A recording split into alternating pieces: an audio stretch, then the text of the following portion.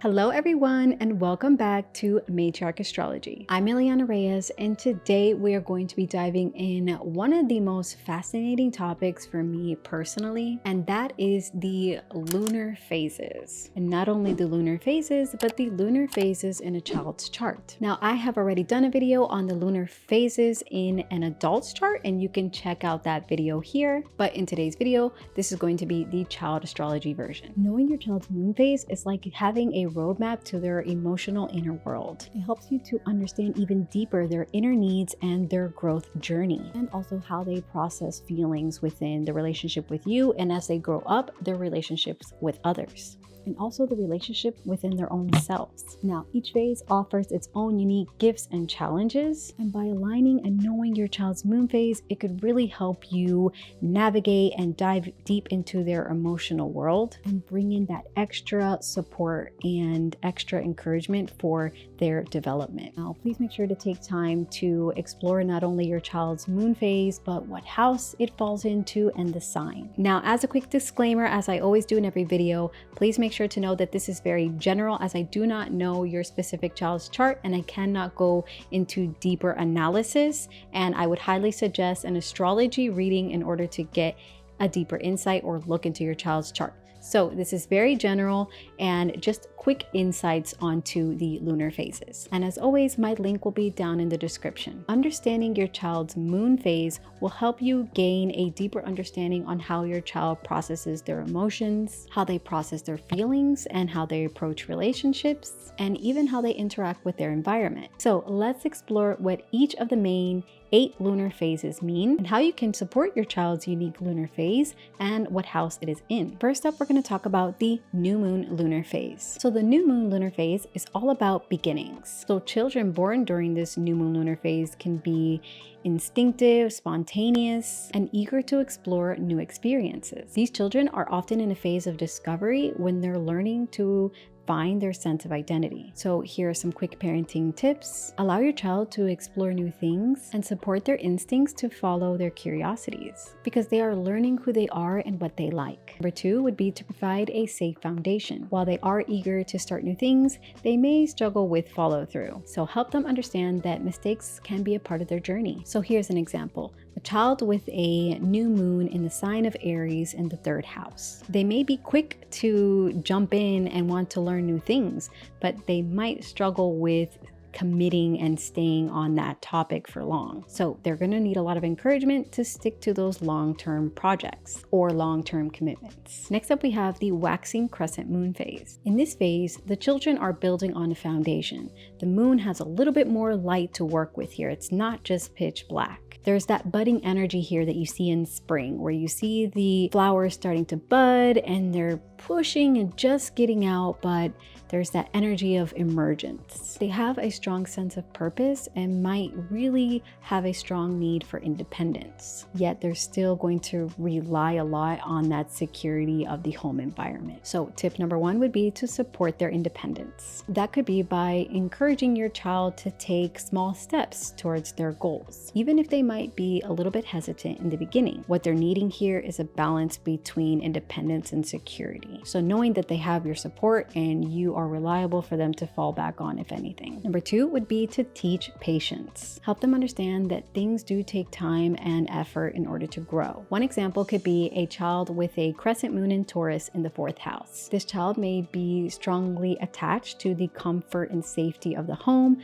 but they would benefit from gentle pushes towards developing their sense of self outside of the home. And that, of course, comes with age and time. So we're not trying to push a small child out, but just doing that in subtle, small ways and encouraging them to do small little things outside of the home, a little bit more independent, like play dates and things like that, or a different class. It all goes on age here. It's more about that developing the sense of self outside of the family. Next up, we have the 1st quarter moon phase. Now, the 1st quarter moon phase is all about challenges and growth. Children born during this moon phase can be very action-oriented, and they may even thrive when facing challenges. They may also encounter internal or external challenges. However, these are opportunities for personal growth and development. So parenting tip number 1 would be to encourage resilience. So teaching them that obstacles are not setbacks, but opportunities for growth. Number 2, offer problem-solving strategies. They may feel easily frustrated if things don't go smoothly. So helping them approach any of their problems with a step-by-step process could really help this go a little bit more smoother for them and could help them reduce that stress. So an example here, let's say we have a first quarter in Cancer in the 7th house. This child may struggle with emotional relationships with others. However, they will grow through learning how to establish and work through and set strong emotional boundaries with others. Next up, we have the gibbous moon phase. With the gibbous moon phase, we can see a refining of the skills that your child already has. But they can be very detail-oriented and have a strong drive towards self-development or self-improvement. They're kind of the same. Now, we do want to be mindful here because these children can be self-critical because they can be aware of what needs to be perfected in a sense within themselves. So parenting tip number 1 would be to focus on effort and not perfection. Help your child to appreciate the process rather than just focus on the outcome. Number 2 would be to encourage self-expression. They may become too focused on fixing things. So offering creative outlets can help balance this energy. One example could be here a gibbous moon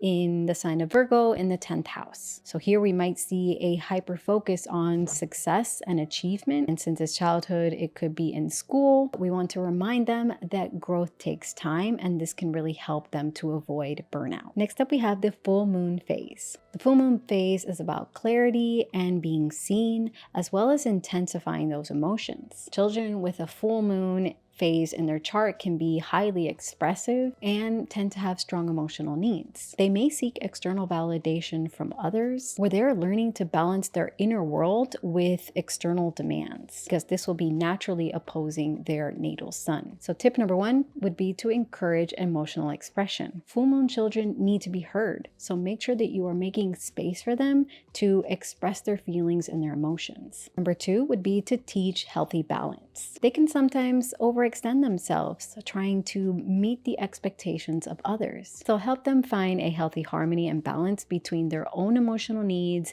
and the expectations of the outside world. And since they're children, this could just be by like their friends. So an example here, let's say, is a child who has a full moon in Leo in the 12th house. They may want to naturally shine, but the 12th house may really make them have that need to retreat. So you want to help them channel their creativity in a more private setting where they can still feel seen without that external pressure. So this is where you might see that it might not be as comfortable as going out and being seen a lot, or they can really express themselves and be seen in something that they really like, and then have that need or desire to go back again in their little hermit cage. So allow them the opportunities to do that. Next up, we have the disseminating lunar phase.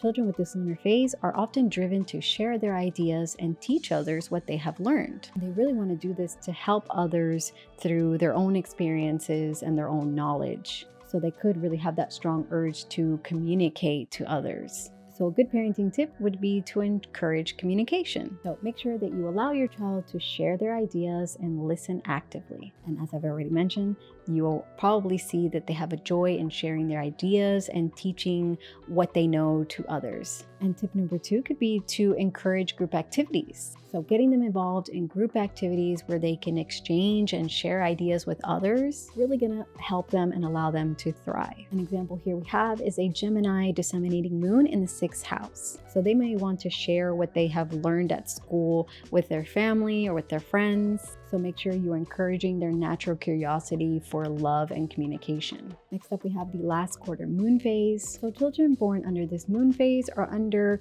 reevaluation and transformation. So they may be the ones that challenge existing structures, especially those within their own environment. And as their children, this could have a strong tie to their home or wherever they spend a lot of time. And as they get older, they may even question what they have been taught. Allow your child to express their opinions and ask lots of questions, as they are in a phase of seeking deeper meaning, which may push against the norms. Parenting tip number 2, encourage independent thinking. So we want to help encourage them in seeking their own path to solving their own problems and coming up with their own solutions, as they are going to be naturally inclined to breaking old patterns and finding their own way of doing things. So an example here would be a child with a last quarter moon phase in the sign of Aquarius in the 9th house. So with this energy, they may question societal norms. So if they grew up in a more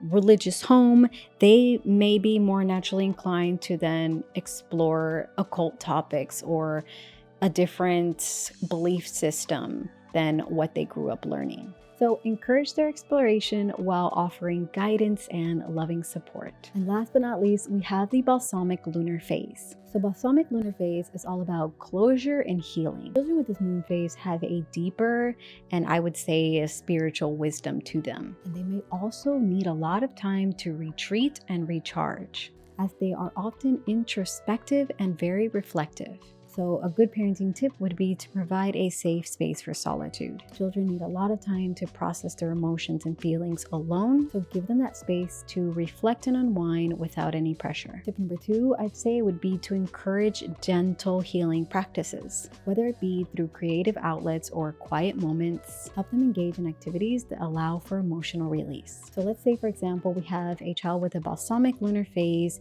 in the sign of Pisces in the 4th house. So this child could be highly sensitive and need a quiet, safe space within the home environment to reflect and unwind. Of course, with all these children, they're going to have a safe space at home, of course. But with this child, it's going to be extra important to provide for them like a calm corner for them to go in and retreat to. And with the Pisces energy, we can bring in that creative visual arts, an art table, sensorial type of play, and even calming music and an Himalayan salt lamp. And this is just going to make sure that we provide that safe, secure home environment for them to really feel like they can feel safe to retreat while also diving into those more Piscean-like activities like art or music or other creative outlets. I hope that this helps you build a more deeper, compassionate connection to your child as they grow. If you found this video helpful, please make sure to like, subscribe, and hit that bell notification for more insight astrology videos like this one. Until next time, I will see you guys in the next video. Bye.